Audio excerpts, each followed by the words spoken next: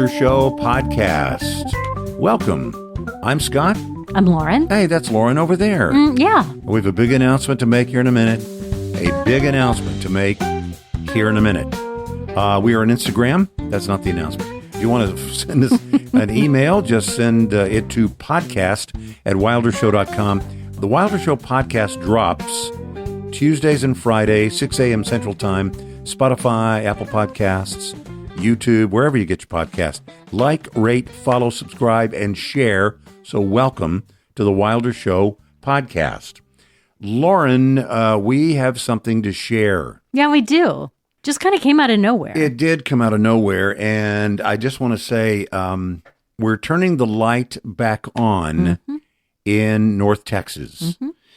Lauren and I can be heard Monday through Friday, 5 a.m., Who decided to do that? It's fine. It's good. It's a beautiful time of the day.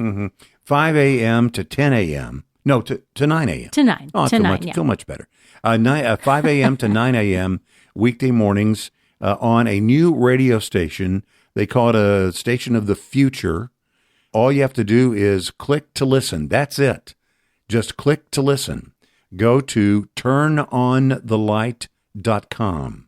turnonthelight.com. I hope I'm not I'm not obliging you to, if that's even the right word, to do something that you're not prepared to do, but I think we could put that link in the show notes. Oh yeah, we'll do that. So you could just click to it from there. Yeah, we'll put it in the show notes. There you go. You can click during the show notes, right? I think you can. Yes. Anyway. Yeah, don't click away now, though. Yeah. Like, stay here now. Yeah, that's right. And stay then here go, right now. yeah, That's and then right. go listen after. Yeah, go later. But anyway, we're excited to do it. It's your favorite Christian music, and it's a bunch of people that we've known forever. It is. I mean, not literally forever, but almost our whole lives. Almost our whole lives. You go back 40 years. I mean, 35 years. You're talking about a long, long time. And so I'll just give the whole lineup. Is that okay? Oh, sure. Yeah, okay. So we're on in the mornings playing your favorite Christian music, and they've thrown in a bunch of, and I'm not in charge of the music, okay? So if you love it, give credit to somebody else. If you have challenges or suggestions, don't. I'm not the one. So we're just happy. I'm not either. Yeah, just in case. Send them to Lauren. She'll pass them on. Well, we're excited to be there playing your favorite Christian music, and some of the older songs. I got to tell you, Lauren, some of the songs that we're playing, I haven't heard in such a long time, and sometimes that's not a compliment, but in this case, it really is. Oh, they're all great. I mean, fantastic music. You really can listen anytime, and you're going to hear some great music and some great folks. So we're on 5 a.m. to 9 a.m. Then Tracy Leak is on 9 a.m. to 1, and then Don Burns, our buddy, in the midday, 1 to 4. Linda O'Brien drives you home. Another name you know. Yeah, that's right. 4 to 8 in the afternoon. And then Lori Lynn, 8 to midnight. Then our friend Jonathan Courtney takes care of you overnight, brings the torch back to us in the morning at 5 o'clock. You'll hear also William Ryan III, Ron Taylor, Ben Bradshaw, 20 The Countdown Magazine. So really it is everything that I think you would want. I promise you're going to like it. And we hope that you'll at least check it out. I think one of the other sort of strange things about it is, Lauren, we were on the radio. I guess I spent about a decade there at KLTY. That's true. So playing this kind of music for a decade. And then right after that, went and did talk. We together did that for 12 and a half years. Now we're doing the same thing. We're doing talk and we're doing music. It's just delivered in a different way. I know. Isn't that kind of cool? It is very cool. I mean, it's just a new way people get stuff. Oh, by the way, also for the light, that's what it's called, the light. So turn on the light. It's the light. So welcome to the light is what you'll hear a lot. Welcome home to the light. Things like that. There's an app coming soon. That's right. But you can listen. I listen on my phone, and I just have that Bluetooth thing in the car. And I just listen in the car. Or you can even do, what's the other thing you can do? What's it called? TuneIn. You can find it on TuneIn. Yeah, it's on TuneIn. So we're working on all the different ways for you to get access to the radio station. It really is a radio. It's just a different way of delivering it. I think you're gonna like it. I really do. And Lauren and I have been blessed. I think you'll agree with this, Lauren, in our life to have worked for stations that we actually liked. That we actually listened. Liked the music. We loved what they were doing. Or the talk. We would listen to the radio stations even when we weren't working there. Absolutely. So that is the same thing here. I've listened, I don't know, probably 12 hours cumulative, maybe 15 by now, even the time I'm not working there. Because it is so good. It really is so very good. I thought you were going to say a day. Yeah, it seems like every time I'm with you, you're listening. It's all the time. I walk in and Lauren goes, I'm listening in there. I say, I'm listening out there.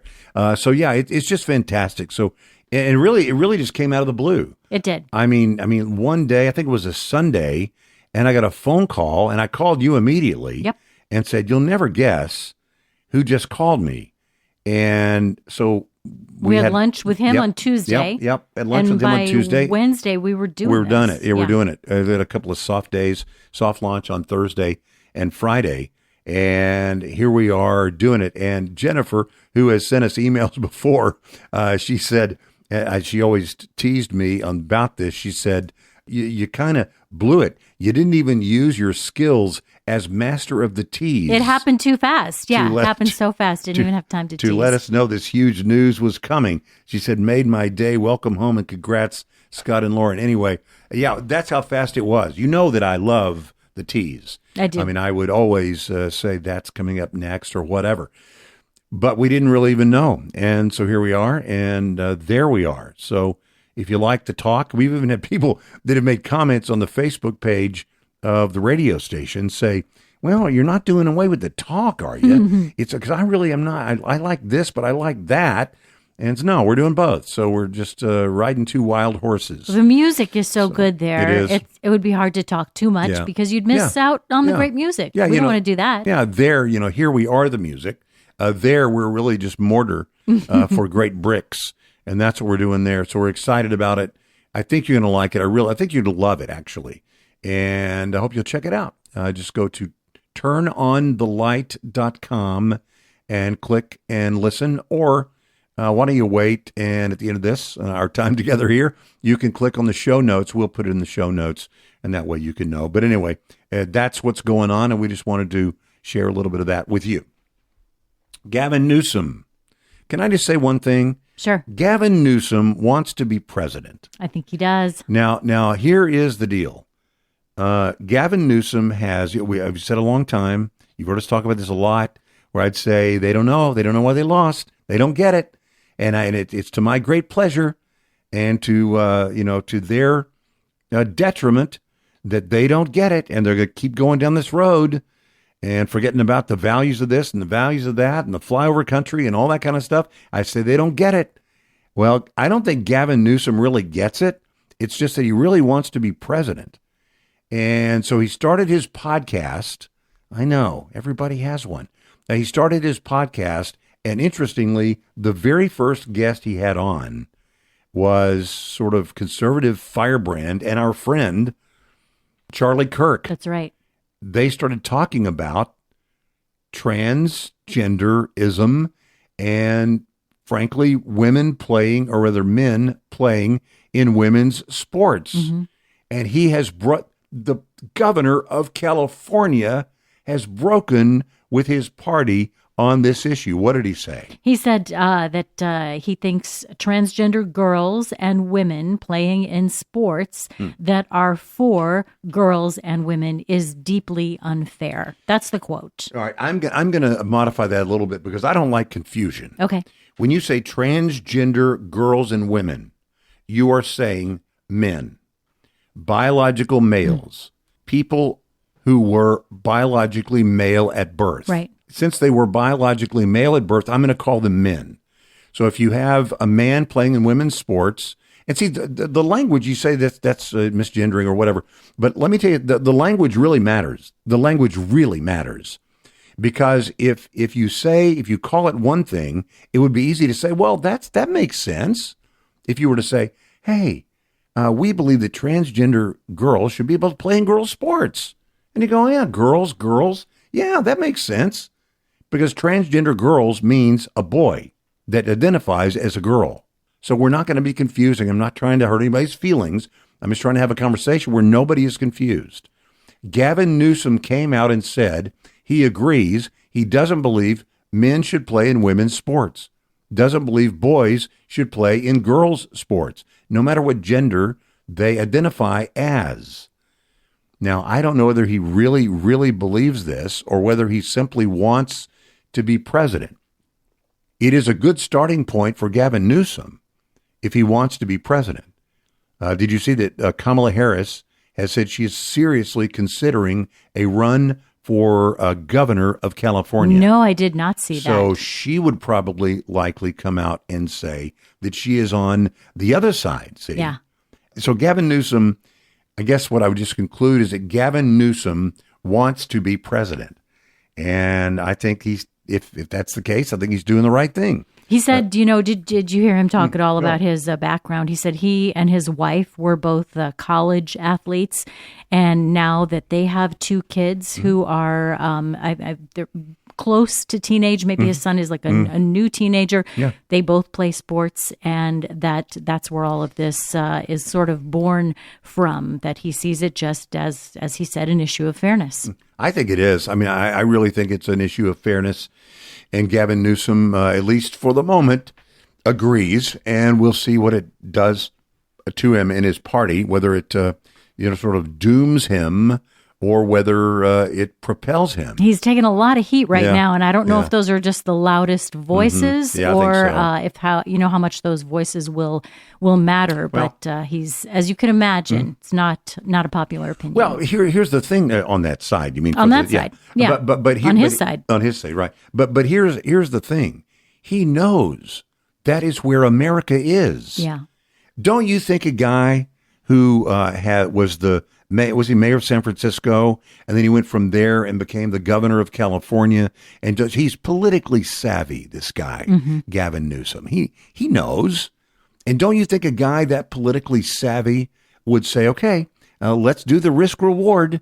Get me a big yellow pad or a big whiteboard, and let's go left side, right side, left side, right side. Almost politically left side, right side. But if I do this, what does that mean for but if I do this, I might gain here. Where are we in a deficit? Look, this is what I've talked about. Democrats should take some of the things they can agree with, that even if the president is pushing in that direction, take those things, make them your own. It will benefit you politically. Now, it doesn't make me happy if that side gets benefited politically. I just think it's common sense. I don't know how Democrats haven't done it, but they sit on their hands and they, won't stand for a kid with cancer. They won't stand for all those things we talked about last time. It's just insane. And I think I saw a letter. I didn't bring it in. It was a letter to Mark Halperin. And you know what? Let me read. I'm going to read it. Okay. While you find it, you talk about that it's just common sense. And I think there probably are Democrats who agree with him. They feel the same way that Gavin Newsom does about this issue. But when you see, when he comes out and says it and takes so much heat, and it just seems like everybody on that side is against him, you might be a little bit afraid to say, yeah, that's how I feel. That's how I feel too. This is a letter that is purported by Mark Halperin to be from a Democrat, okay? Okay. Mark Halperin, he's well-known a commentator. He's been all around for a long, long time.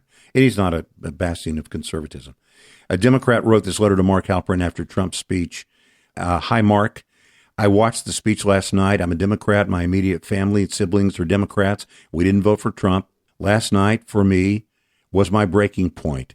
I watched with my husband as fellow Democrats, ironically wearing pink for women, sat there either stone-faced or seething with disgust while the family of Laken Riley was honored and a young boy with cancer became an honorary Secret Service agent. I'm switching parties. It's been coming for a while, but that was the last moment for me. I have a young family member who was the victim of assault. I have family in law enforcement. We have all been touched in some way by cancer, and I have not been able to come to terms with what I witnessed from Democrats last night. It was surreal. That's how you know it's from a real person. It's a pretty. I don't think AI has picked that up yet, Lauren. Surreal. Yeah. It was like an episode of Scooby-Doo where they pull off the masks and show you who the villains are. I literally couldn't sleep last night. I can't believe I'm saying this, but I'm done. As a woman, as a mother, as a human, I'm just done. When I heard Nicole Wallace's heinous remark, I said to my husband, who are these people? They don't represent me anymore or who I am. I can finally admit to myself that despite my personal dislike of Trump, I begrudgingly admit I support some of what he is actually doing. I can't think of much I support that the Democrats have been doing for a long time, and frankly, I don't even know what they stand for now except the right to choose, which is no longer enough, and men having the right to invade what were once my personal spaces. I admit I actually smiled when I saw the First Lady. I cried when that boy hugged the Secret Service agent. I realized I have missed so much, this quintessentially American feeling of pride. Pride in my fellow citizens, pride for my country. I'm flabbergasted at myself, but it feels like a relief to admit this. I can't say I'm MAGA, but I know now, after last night, I am no longer a Democrat. Name redacted, by the way. Mark Halperin's not going to pass that on. That I think that is a common thing. I really do. I think that is a common thing. I think there are many people who said that was it. I can't do anymore. Maybe I'm not going to be for him, but I can't be for them. Right. I just can't. Guess what was 5 years ago today? That'd be. I think I know where you're going. If I say 2020, yeah, that's when you know. That's when most people know. That's when you know. Yeah, what is it? Tell me. Well, the World Health Organization declared that the COVID-19 outbreak was indeed a pandemic. Yeah, and what was it like 2 days later? The whole world shut down. That was a Wednesday, and I do remember, that it was a Friday when everything started closing down, and I think had the first real feeling that this is a real thing. This is a real thing, and it's going to impact very much the way we do things. You know, we had just been at a conference. I'm really not the hugest fan of conferences, or really most public gatherings, or people in general. No, I'm sorry. No, that's not. Go ahead. Most people, most people, places where people are, things like that. I'm not agoraphobic or anything. I just it's the conference thing. And I make fun of it and say it's really the same as any conference. People they're really nice, and they're always most interested in whoever they're talking to next. Yeah, looking over your shoulder maybe a little bit to see who's behind you, who else trying to act like they don't read your name on your badge or looking at your badge as they walk toward you, and they act like they didn't have to. It's like, okay, let's all cut the nonsense. That's so uncomfortable, though. I've had to do that myself, and I hate it. I know. Anyway, we right before, and I mean right before, like just a couple of weeks before. Yeah, and it was a place where everybody's shaking hands and hugging and all this kind of stuff, and then it's like zoinks. All of a sudden we had this pandemic. And, there are people obviously on both sides about whether the government shut down. I hated that. I hated the government shutdown. I hated that businesses got shut down. There were businesses that defied it. There were churches that defied it. I think we know certainly more now about all that than we did at the time. And I think I do believe it was an overreaction. I still believe that. I know that there were people that died. I know that. Lots. But I also know that it made a fundamental change, I think, especially when you think about what it did to kids that were young, that are in school. I mean, they're when we traveled overseas, when I've traveled overseas and I've seen places where children are stunted, maybe they're stunted physically because they didn't have enough food or nutrition, or maybe they're just messed up because of war or warring tribes and whatnot. They can't go to school. When you stop that process at a young age, like first grade, second grade, third grade, it has a very long-lasting stunting impact. Well, I think, all the way through, certainly the effect of the negative impact on kids who maybe missed kindergarten, first grade, second grade would have one impact, but then kids who missed their freshman year of high school, sophomore year of high school, or even the beginning of middle school, and the first time you get lockers and all of those things, and then you just kind of get thrust back into that without maybe the ramp up that you would have had you been able to go to those grades in between with your friends. Yeah. And And that's not even to speak of what those years were like when kids had to be at home and parents were at home and trying to do their work and trying to take care of the kids and make sure the kids were doing school. Tough. I mean, I didn't have little kids at all when that was happening. And I always felt so much sympathy for the parents who struggled during that time. Yeah, I did too. And, of course, from a business standpoint, I know in Texas, we lost about a third of the restaurants closed, and they never reopened. Yeah. I mean, we lost a third of our restaurants, and it's not about what we want to eat and our restaurants. Those were people. Those were families. Yeah. I mean, the ones that died, the businesses that died, a whole bunch of those. In fact, most of those were family owned. They were mom and pop places. They were the local burger joint that just couldn't do it. And then what did it do to the workers? The workers were different. Getting people to come back to work. I don't want to be a waitress. I mean, Joe Biden just gave me $2,400 for doing nothing. That's a whole other thing. So anyway, so 5 years ago today, huh? 5 years ago today. 5 years ago today. Oh, it is time for Scattershoot. Let's go.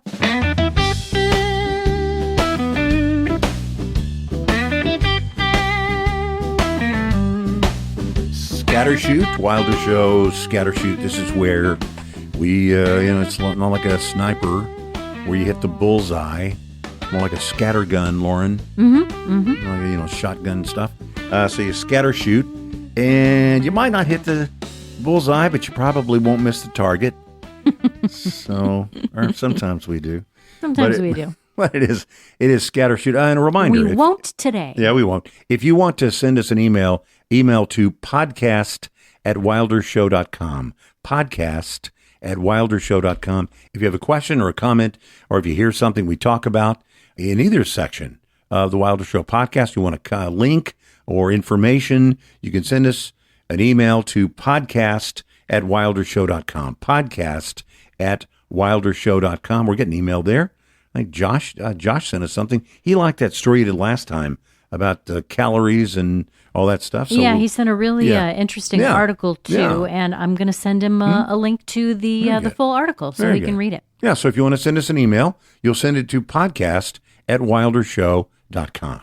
Do you play a lot of Monopoly, or did you? Well, probably not now. You're not playing a lot of Monopoly, I'm guessing. No. But when your kids were little, or did you play with your brothers and sisters? Yeah, I like Monopoly. I know it was the common, most interesting board game. I think most people say that's the one. They keep a Monopoly game going for a long, long time. Yeah. Right? Can I tell you something about that? Sure. And I'm not really proud of it. But when my kids were little, if they wanted to play Monopoly, I think part of me thought, it's going to take, that board is going to stay up on the kitchen table for maybe a week while they come and play for a little while. And now what I wouldn't give to have a Monopoly board set up on my kitchen table for a week while three little people come and go and play for a half an hour here and there. Yeah, I was not big on Monopoly, but I really loved Risk. Oh, yeah. Do you know Risk, the game Risk? I know the game Risk. I don't even know if I've ever actually you're played missing the something, game sister. Risk. It's great. It's because it's about global domination. And that's your favorite, And right? most people think it's just a game. But no. To some people, it's just a game. It's so much more than a game. I loved Risk. I'll tell you what, and I have a strategy. I'm not even going to give it here on the air. I have a strategy for you to beat all of your relatives at Risk. If you got uncles or whatever, you got kids, grandkids, I'm going to give you. If you'll send me an email, just say send me the way to win at Risk. Send it to podcast@wildershow.com, and I'll send that to you because I promise you it will work. You play my strategy, and you will own the. It sounds like a lot to promise, but you will own the world. And then next week, he's going to teach you all how to do the Rubik's Cube.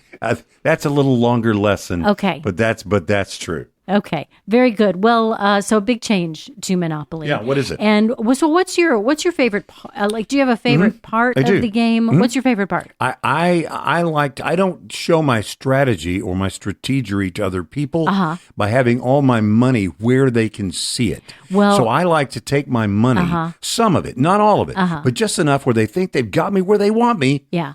But no, in fact, right under here, I have a bunch more money. Like maybe under the board or in a pocket or something like that? Under the board, on the table. But under the board, so, just kind of slowly slip a few bills there under the board. That's what I like. That's the part I really like because it can mess up people's strategy. Yeah, no more. What? Because Monopoly is going digital. Oh, no way. Digital banking for Monopoly as more and more people are leaving cash behind for digital wallets like Apple Pay and Google Pay.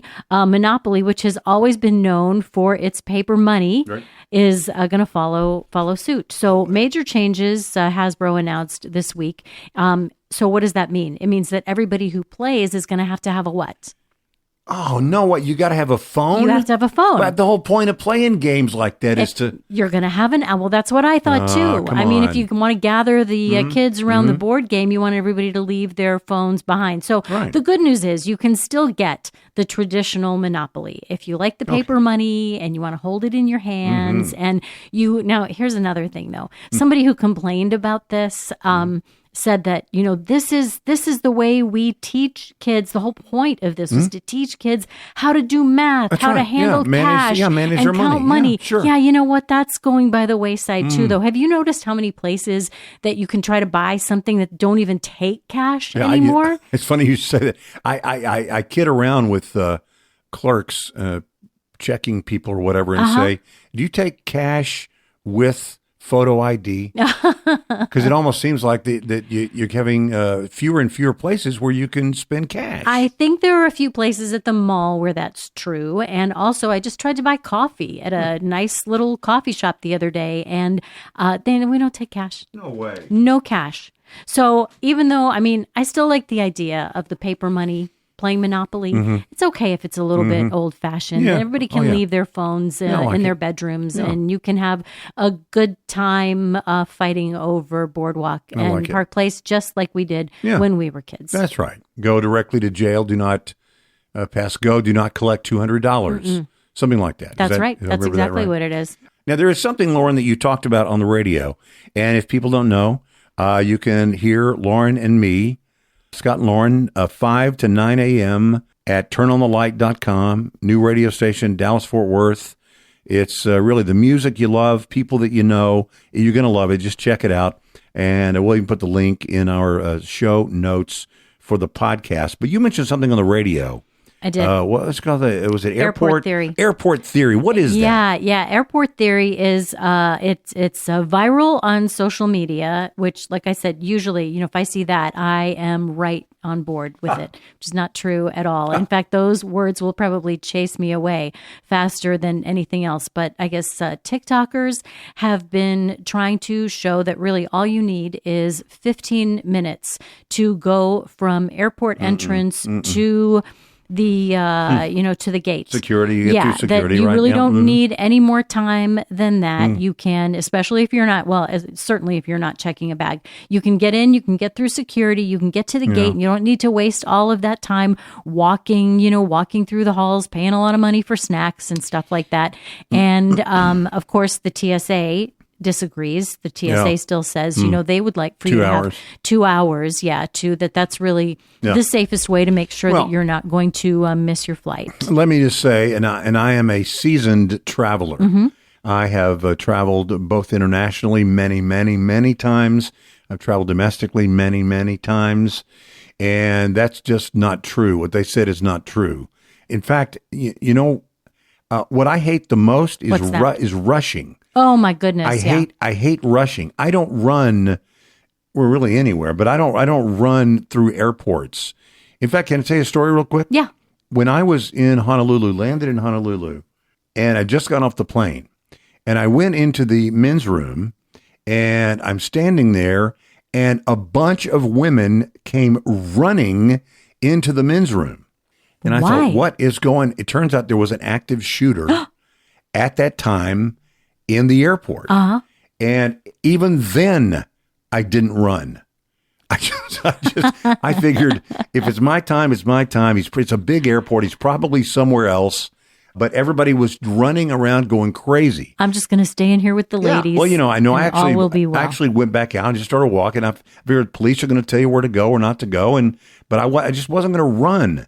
And so when these people talk about just show up fit, look, I dare you to arrive at the Minneapolis, St. Paul, the Minneapolis airport with 15 minutes until you take off. I dare you to do that in Seattle. I dare you to do that in Boston, at Boston Logan. I dare you to do that almost anywhere. I think, it's a foolish thing. And all these TikToker people or whatever they are, that they post these things of them doing it successfully. The people who do those things, don't you know they always take like 15 or 20 pictures of themselves until they're doing that duck face exactly right? Well, you're not going to have time for that if you only leave yourself 15 minutes. No, but what I mean is that they post these things about doing it successfully. Yeah, because they're not posting all the ones where it wasn't successful. You think for every time they make it, there's 12 times that they miss their flight. Well, that could really be. That is a horrible idea. People shouldn't do it. I think not coincidentally, searches on Google for "I missed my flight. What do I do now?" are up like by 60% since airport theory became a thing. And while we're talking about social media, can I mention one more thing? It's kind of a hot take. I don't like to be combative, and I'm afraid this is going to come across as a little bit combative. But the time changed since last we spoke. I know where you're going. Go ahead. To daylight savings time. So, I don't remember everybody making such a big deal about how tired they were for a week after we would change the clocks. That's right. Either before, when we fell back or when we would spring forward. Fall back. Right, yeah. And so, I don't remember really having a hard time getting my kids up. It's always hard to get kids up in the morning. And it's always hard for me to get up in the morning. I don't remember it being that big a deal until social media became a place where everybody started talking about how hard it was to get up in the morning, and how hard it was to get the kids to go to bed on time, and then how hard it was to get the kids up in the morning. And then everybody kind of thought, well, I think it is kind of hard for me to get into the swing of things after we change the clocks. I think it might take a week or so. Like I said, I don't it might really be hard for you. And if it is, I'm really sorry. But I just felt like I don't remember it always being a thing. And I'm going to give you something to compare it to. If you stayed out late an extra hour for dinner and you got home later than you thought, that is exactly the same thing. It's kind of the same thing. If you flew from Dallas to Pittsburgh, that is exactly the same thing. You wouldn't be dragging for 5 days if you flew from Dallas to Pittsburgh. Now, you lost an hour. Yep. It's the same thing. You lost an hour in an instant.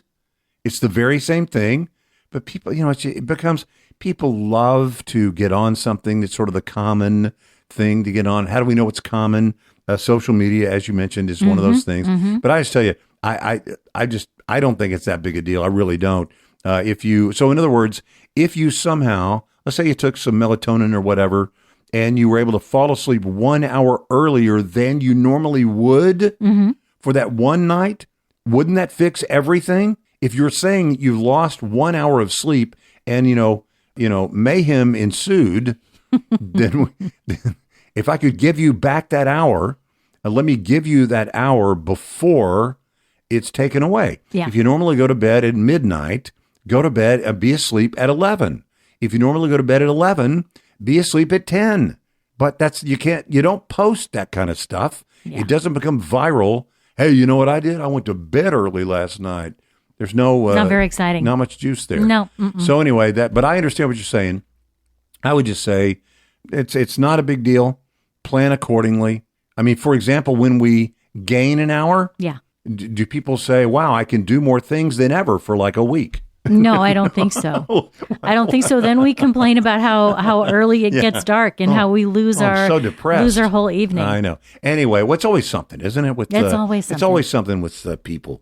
Oh, people. They're the worst. Aren't they something? By the way, it's a Jerry Seinfeld line. It is a Jerry Seinfeld Don't get thing. on her for that. No. Hey, thanks for listening. The Wilder Show podcast is 2 times a week, Tuesdays and Fridays, 6 a.m. Central Time, Spotify, Apple Podcasts, YouTube, wherever you get your podcasts. Like, rate, follow, subscribe, share. You can find us on Instagram. All you have to do is search Wilder Show or Wilder Show Pod. And if you want to send us an email, we love that. And if you want those tips to win the game Risk, send your request to podcast@wildershow.com. And we do invite you to check out our new little radio venture, mornings 5 to 9 at turnonthelight.com. The station is The Light. You can access it. All you do is click and listen. That's all.